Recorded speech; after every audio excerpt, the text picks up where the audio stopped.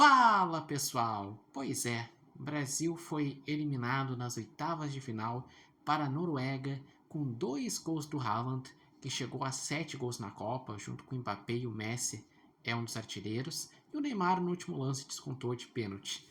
E, digamos assim, pelo que foi o ciclo do Brasil nessa Copa do Mundo, fazer uma Copa do Mundo fraca, que foi o pior resultado desde 90, que foi a última vez que o Brasil tinha caído numas oitavas de final, não chega a surpreender.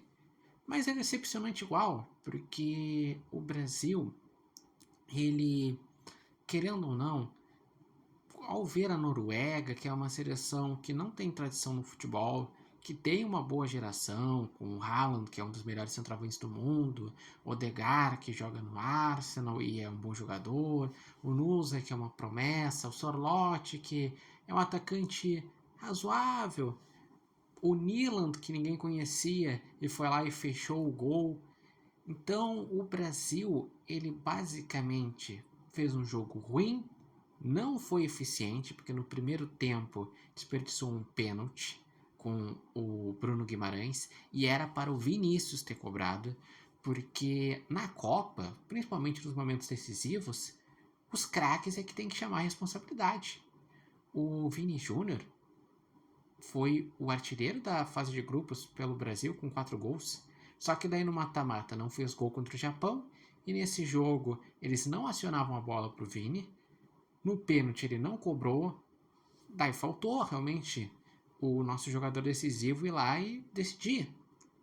E teve mais também. Teve a questão do Hendrick que perdeu uma chance inacreditável depois da parada técnica no segundo tempo, as mexidas ruins do Ancelotti, porque a entrada do Danilo Santos não surtiu efeito, não foi bem defensivamente, não foi bem ofensivamente. Se o Ancelotti tinha sido destaque no jogo contra o Japão, nesse ele mexeu mal. Na Copa ele teve muitas teimosias, por exemplo, ter chamado o Danilo para lateral. O Danilo já tinha feito outras 2 Copas, já estava com mais idade, já nem nessa posição vem jogando, ele vem jogando como zagueiro no Flamengo, e os gols saem pelo lado dele. O Casemiro, que querendo ou não, é um jogador que tem muita história no futebol, mas que já não é mais a mesma criança, ele não é mais o Casemiro do Real Madrid. Daí tu vê uma seleção brasileira que tem 34% de posse de bola contra a Noruega, que se preocupa em se defender e não dar espaço para o Haaland, mas que basicamente não cria chance no primeiro tempo e quando cria não é eficiente.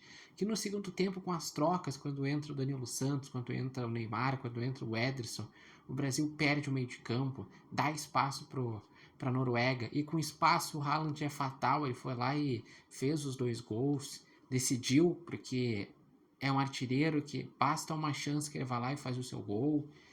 E é frustrante, porque foi cedo, oitavas de final. Se fosse contra a Inglaterra, nas quartas, ia doer, mas ia ser mais compreensivo, porque é uma campeã do mundo, tem mais jogadores de qualidade. Se fosse contra a Argentina na semi, se entenderia melhor, mas ia ficar com muita raiva porque é um rival, mas se entenderia porque é atual campeã, tem um Messi.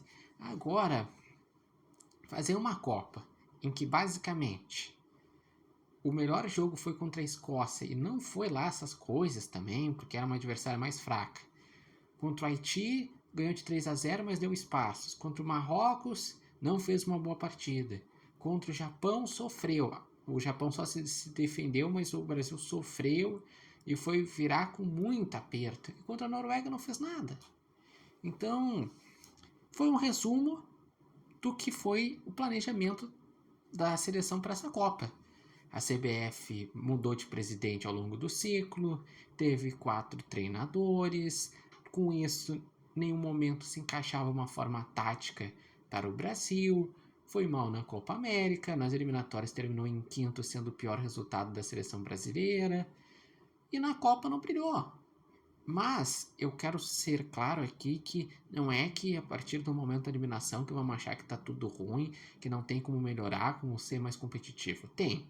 O Brasil tem uma geração nova com bons jogadores. Ryan é bom jogador, dando sequência ele pode crescer. O Endrick é bom jogador, tá? Ele perdeu um gol, mas a gente sabe que o garoto tem qualidade. Ele tem que evoluir em alguns aspectos táticos, mas ele tem qualidade. Tem o Estevão e o Rodrigo que não foram para essa Copa devido a lesões, mas que a gente sabe que podem agregar. Tem agora essa transição de sair os experientes, que realmente já deu ali muitos. Neymar fez sua última Copa e ele fez seu pior ciclo para chegar nessa Copa.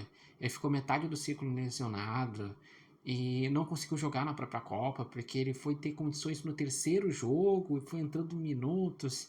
Daí tu pega um Alisson que em 3 Copas do Mundo, ele em nenhum jogo ele fechou o gol. Ele não vai mal, só que ele também não vai bem super destaque. Daí o Casemiro, como falei, não é a mesma criança. É um jogador que já está mais pesado. Tem o Danilo, então tu tem que fazer a troca da geração. E tu tem que ter agora um trabalho mais consistente, porque muito se acreditava, chegou desacreditado que nem chegou em 2002, que nem chegou em 94.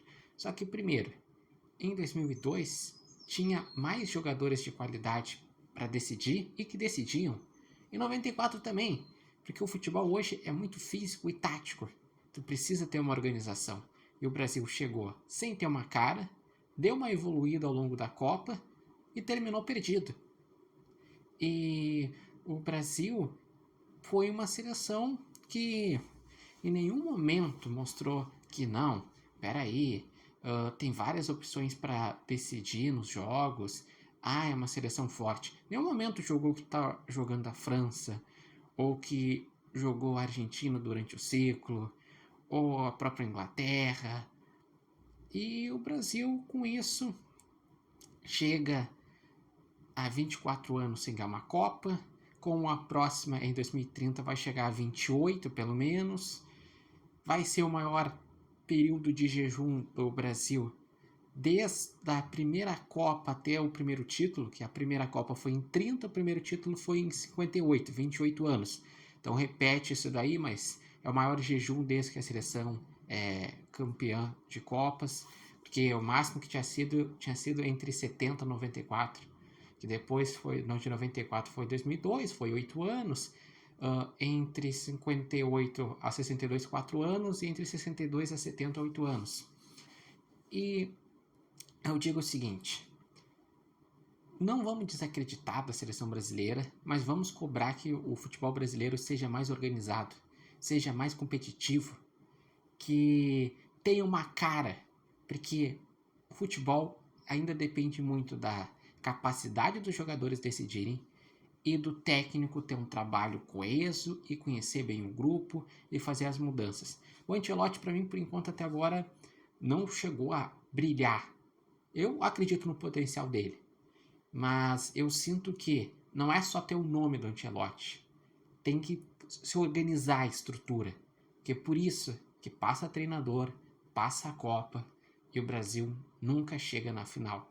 Eu, inclusive, com 29 anos, nunca vi o Brasil na final, porque quando o Brasil chegou, em 2002 eu tinha 5 anos e eu não me lembro. Eu lembro das eliminações, eu me lembro de ganhar a Copa América, eu me lembro de ser primeiro nas eliminatórias, ganhar a Copa das Confederações. Agora Brasil ir bem em Copa, infelizmente, não tive ainda essa lembrança. E vocês, como que viram essa Copa do Mundo do Brasil? O que acharam desse jogo Brasil-Noruega? O que o Brasil pode fazer para ter um próximo ciclo mais exitoso? Deixe aqui nos comentários, lembrando que esse vídeo tem oferecimento de Barbearia Independência e vocês podem acompanhar o Repórter Matheus Wolff no TikTok, no Instagram e no canal do YouTube Repórter Matheus Wolff. Espero que realmente agora o Brasil se prepare melhor para a próxima Copa.